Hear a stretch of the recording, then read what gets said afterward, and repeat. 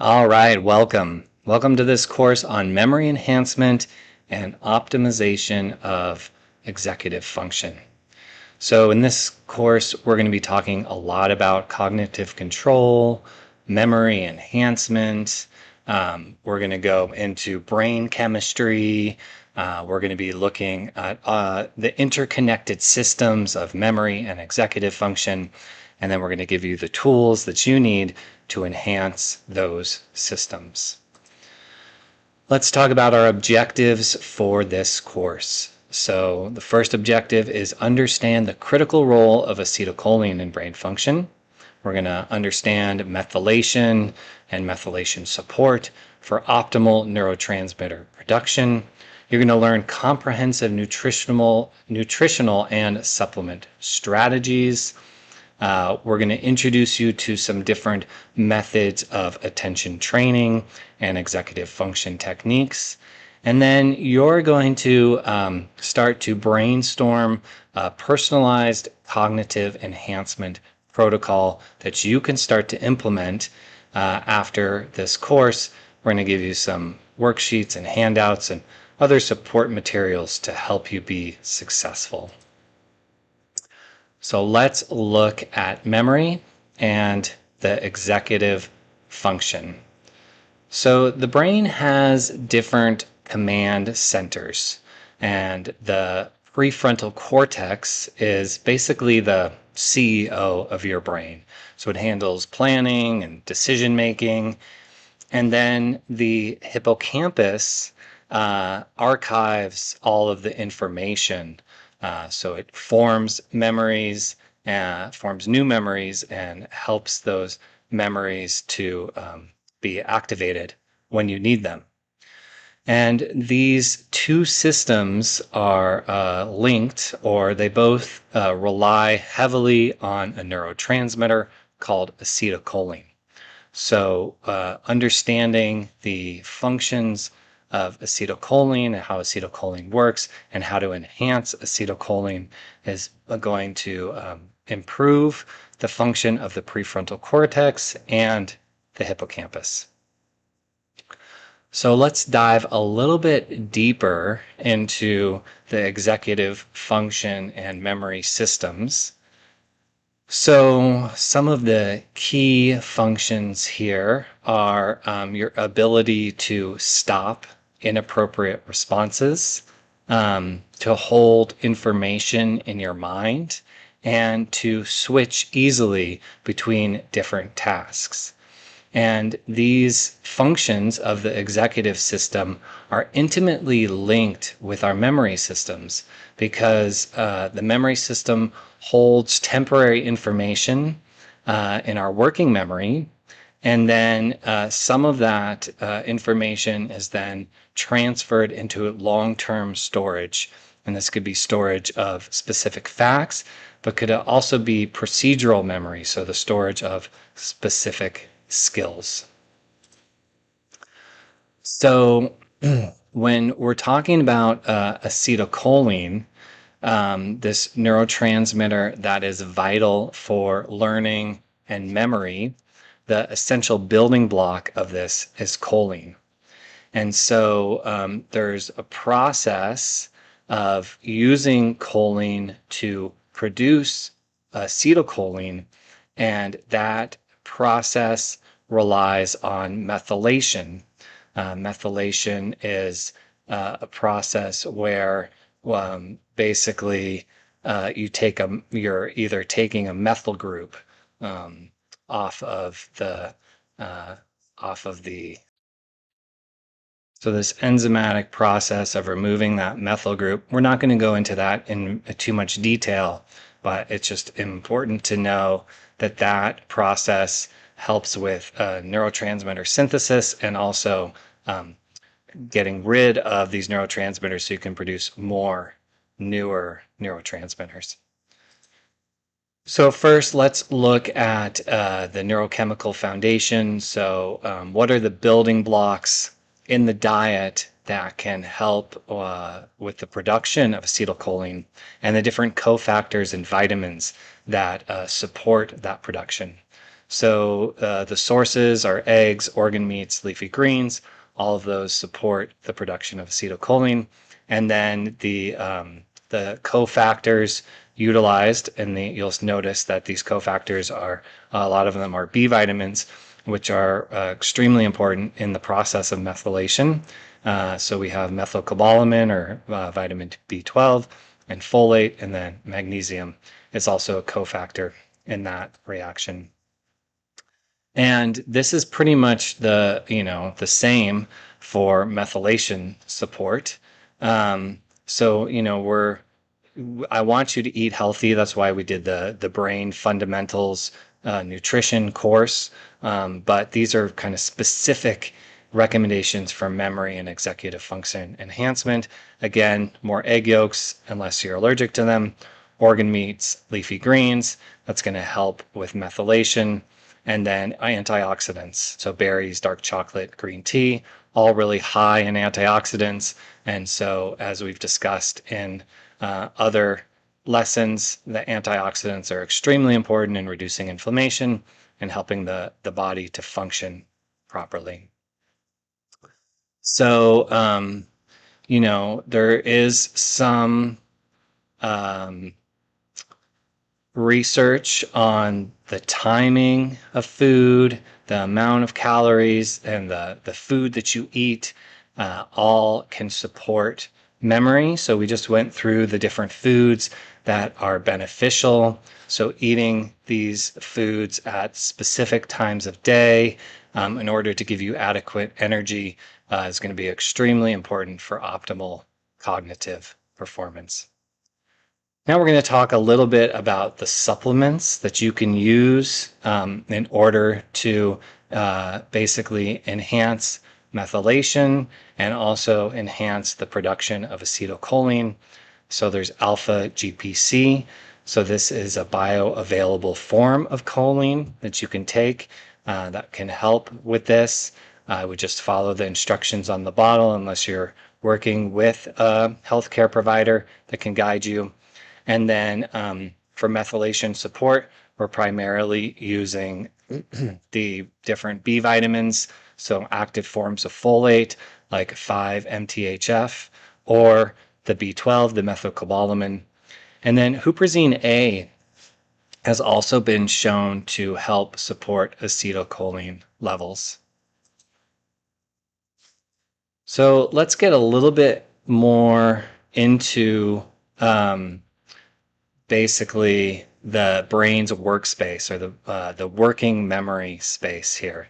So when your executive function is working well and you're easily able to consolidate memories, there's three kind of factors that you want to keep in mind, whether this is for learning a new skill or whether this is for school.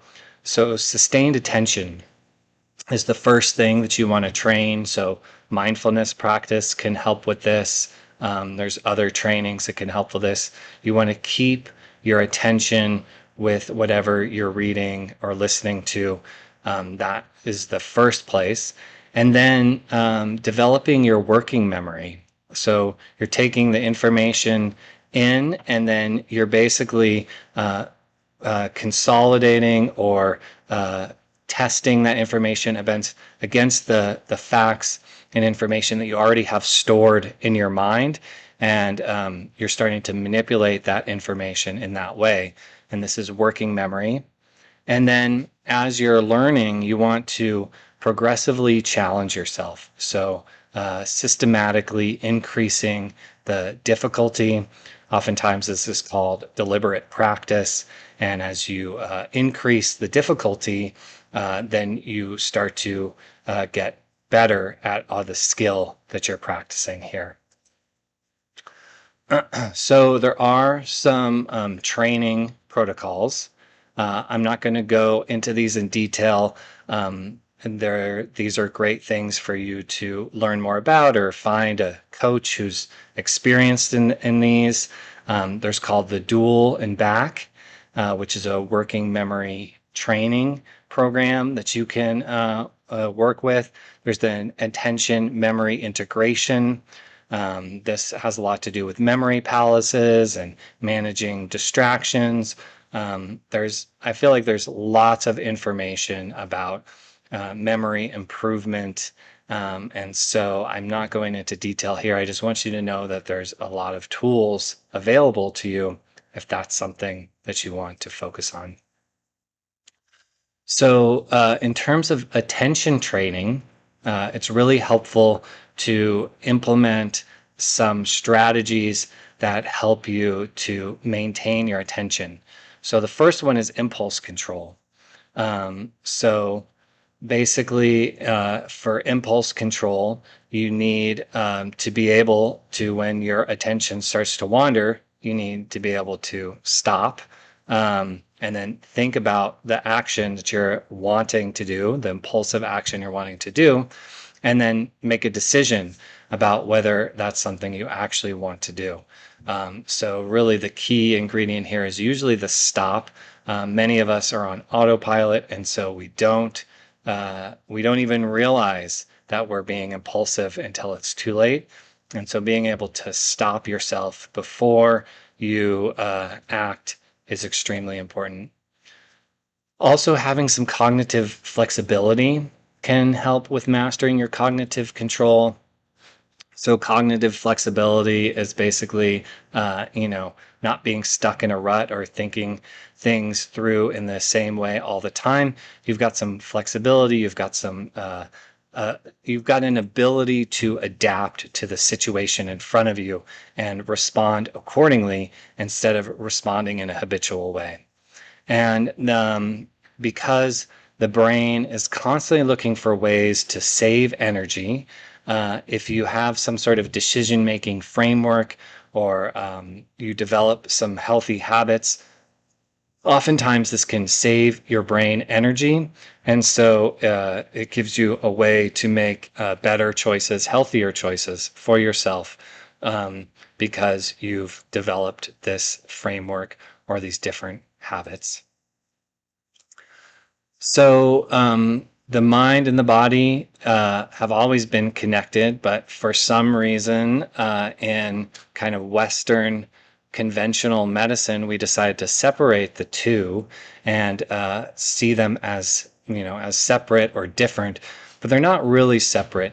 So, the perspective that you have, the way that you think is constantly affecting your body. The way that your body moves and receives information is constantly affecting your mind.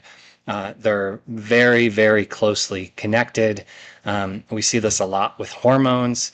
The stress hormones affect both your mind and your body. Also, the sex hormones, estrogen and testosterone, affect your mind and your body simultaneously. And so it's really important for you to recognize this mind-body connection and to work with both the mind and the body. Even though we're talking about memory consolidation, working with the body is equally as important to consolidate memory. So here are some more sophisticated memory techniques that are covered by experts in the field. I'm by no means an expert, although I have written a book about a lot of these different techniques called, it's book 2 in the Master Student series. But I don't really talk about memory palace construction. I think I've done this practice and it's very interesting and very intriguing, but it takes a lot of energy. It's very metabolically expensive. And so I think once you get good at it, it can be great, but to get good at it is challenging. But basically the memory palace construction is you take a palace, or maybe it's your house, or somewhere that you have memorized, and then you, as you're trying to memorize something, you create different scenes or put different objects in different rooms in that house so that you can sequentially memorize or remember all of those different things by going into your memory palace and seeing yourself in those different areas. There's also lots of sophisticated mnemonics. This is basically what got me through medical school, is remembering all these different sophisticated mnemonics in order to memorize all the anatomical and physiological facts. So that can be really helpful as well. So, all of this memory training and all of this executive function optimization falls into the broader umbrella of neuroplasticity. So, as we've discussed in previous classes, neuroplasticity is how your brain is constantly changing based on the inputs that you give it. It's very plastic, it's very moldable, it's adapting to the different stimuli that it's exposed to. So when you expose yourself to stimuli that supports your memory and supports your cognitive function, you're going to create plasticity, and that plasticity is going to mean that you're going to get better at those different things. So it can accelerate your learning, it can help with problem solving. And so in order to do this, you're basically going through a process of deliberate practice where you're progressively increasing the stimuli or increasing the difficulty of the tasks that you're doing and trying to find that sweet spot where you're right on your edge of your capacity, where you're not just going through kind of the rote habitual learning, but you're actually pushing into what's difficult for you, increasing the intensity, and that an increase in intensity allows you to learn more quickly and allows you to consolidate information more swiftly. So as part of the program for cognitive enhancement, it's really important to protect the nervous system. And so basically, we want to create this cognitive reserve or this protective buffer against age-related decline. And we're going to talk about some different supplement strategies. Many of them have been discussed in other areas of this class series, but basically some things that you can do to protect your nervous system. So, as we mentioned, the mind-body connection, physical exercise, aerobic and resistance training has been shown to help with cognitive health. We talked about high-intensity interval training, proliferates beta-NF, brain-derived neurotropic factor, which helps to support neuroplasticity. Also, optimizing your sleep and ensuring that you're getting adequate amounts of deep sleep. I've noticed for myself with tracking my sleep over many, many years that I get much more deep sleep before midnight. Most of my sleep after midnight is light sleep. And so if you're somebody who stays up late, it's likely that you're not getting an adequate amount of deep sleep because most of that deep sleep happens in the first part of the night, and just the way the circadian rhythms are set up, you get most of that before midnight. And then, ensuring that you're reducing the amount of environmental toxins that you're exposed to, and having friends and family and a support network that you're engaged with. Those are all kind of lifestyle medicine interventions that you can use to support your cognitive health long term. So in terms of developing your own program here, there's some of these things you may already be aware of, you may already be doing, and there's some of them that you recognize that you could improve on. So if you're not already supplementing with food and different supplements, supplementing your cholinergic system, and your methylation systems, that's a great place to start. maybe adding in some of the things that we recommended here, and then helping to fine tune your dosage as well. There's kind of a maintenance dose, and then there's a more aggressive dose that you could take as well. And then monitoring is really helpful. So there's different, tests out there, many mental and cognitive exam that you can take. There's different IQ tests out there online that you can take for free. And so maybe taking some of these different tests that are available and then implementing some of these strategies and then seeing how that affects things could be really helpful. And then adjusting your protocol based on your results on this different testing. And then just maintaining those core foundational practices, your nutrition, your exercise, your sleep, your stress management, all of that is extremely important. So thank you so much for joining me on this course. As always, we're always looking for feedback on these different courses in order to make them better and in order to give you the information that you are wanting. So if you have any feedback, feel free to leave a comment, email us, however you'd like to get in touch with us, and let us know what additional information would be helpful for you to support your executive function and your memory. All right. Thanks for watching.